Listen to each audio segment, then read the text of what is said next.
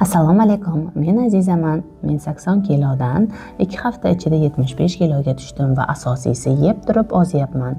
Bugun sizlarga hamma vitaminlarni o'zida saqlab qolgan baliqni duxovkada sog'lom tayyorlab ko'rsataman. Baliqni tozalab yuvib, ziravorlar yaxshi singishi uchun uni bel qismidan mana shunday kesib chiqamiz.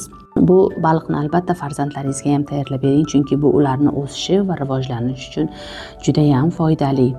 Endi kashnich va ukropni yarim bog'ini mayda qilib to'g'rab olib, 4 dona chesnokni qirg'ichning eng mayda tishidan chiqarib, ziravorlarni qo'shamiz. Rozmarin, ukrop, zira, paprika, kashnichni maydalangani, qora murch, tuz, olive oil, limon suvini siqib, yaxshilab aralashtirib, baliqni hamma joyiga yaxshilab yedirib chiqamiz.